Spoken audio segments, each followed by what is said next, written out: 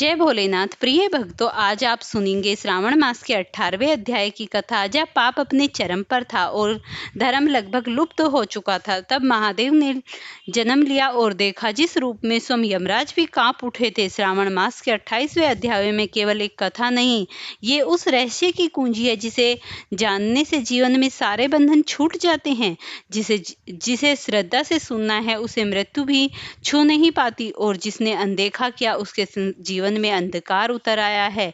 आज आप सुनने जा रहे हैं वो कथा जो आज तक सालों पहले गुप्त रही, पर आज शिव की कृपा से आपके सामने प्रकट होने जा रही है। श्रावण मास के इस पवित्र दिन आपके कान खुले रहेंगे। मन शांत करिए, क्योंकि ये कथा सुनने से सिर्फ जीवन बदल सकता है। भगवान शिव बोले, हे ब्रह्मापुत्र, अब मैं अगस्त्य को अर्घ्य प्रदान करने की उत्तम विधि का वर्णन करूंगा, जिसे करने से मनुष्य सभी मनवांचित फल प्राप्त कर लेता है। अगस्त्य के उदय काल का नियम जानना चाहिए। जब समर रात्रि अर्थात 8 या 10 रात्रि उदय होने में शेष रहे, तब 7 रात्रि पहले उदय काल तक प्रतिदिन अर्घ्य प्रदान करे। उसकी विधि मैं आपसे कहता हूँ। जब से अर्घ्य देना प्रारंभ करे उस दिन प्रातः काल श्वेत तिलों से स्नान करे। गृहस्वामी मनुष्य श्वेत माला तथा श्वेत वस्त्र धारण करे और स्वर्ण आदि से निर्मित कुंभ स्थापित करे, जो रुद्र रहित पंचारत्न से युक्त धृत पात्र में से समन्वित अनेक प्रकार के मोदक आदि भय पदार्थ तथा फलों से संयुक्त माला वस्त्र से विभूषित तथा ऊपर स्थित ताम से पूर्ण मात्र से सुशोभित हो।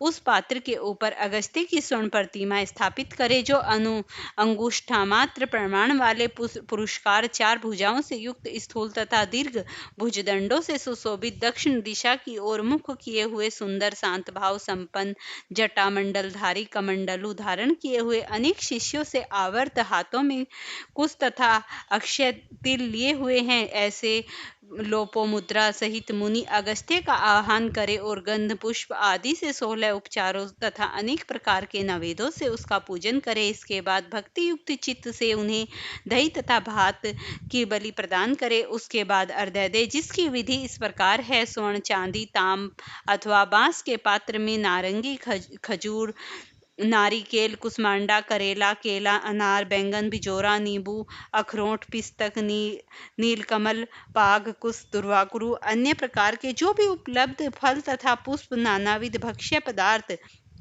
सप्त धान्य सप्त अंकुर पंच पल्लव और वस्त्र हैं, इन पदार्थों को रखकर पात्र की विधिवत पूजा करे। पुनः घुटनों के बल सर झुकाकर उस पात्र को मस्तक से लगाकर नीचे की ओर मुख करके अगस्त्य मुनि का इस प्रकार से ध्यान करे और श्रद्धा भक्ति पूर्वक सावधान होकर अर्घ्य प्रदान करे।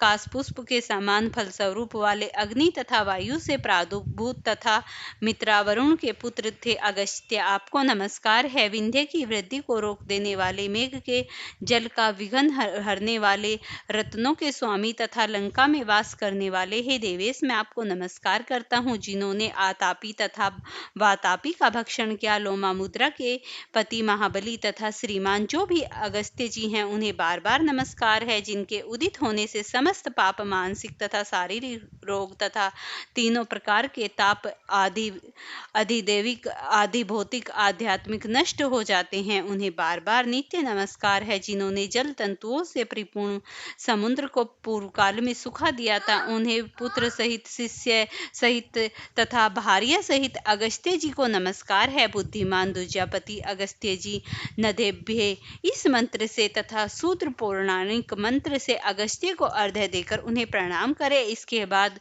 लोपोमुद्रा को अर्घ्य दे। हे राजपुत्री, हे महाभागे, हे ऋषि पातिनी, हे सुखी मुखी, हे लोपोमुद्रे, आपको नमस्कार है। मेरे अर्घ्य को स्वीकार करे। इसके बाद अर्घ्य मंत्र से धृत की 8000 अथवा 108 आहुतियां प्रदान करे। इस प्रकार करके अगस्त्य जी को प्रणाम करके बार बार यह कहकर विसर्जन करे, बुद्धि से परे चरित्र वाले हे अगस्त्य, मैंने सम्यक रूप से आपका पूजन किया है, अतः मेरी इहलौकिक तथा परलौकिक कार्य सिद्धि को करके आप प्रस्थान करिए। इस प्रकार उन अगस्त्य को विसर्जित करके वेदांगनाओं के विद्वान निर्धन तथा ग्रस्त ब्राह्मणों को समस्त पदार्थ अर्पण कर दे और मुख से यह कहे, सत्कार किए गए अगस्त्य की ब्राह्मण रूप से स्वीकार करे। अगस्त्य की ग्रहण करते हैं, अगस्त्य ही देते हैं और दोनों का उद्धार करने वाले आप ही अगस्त्य हैं। अगस्त्य जी को बार बार नमस्कार है।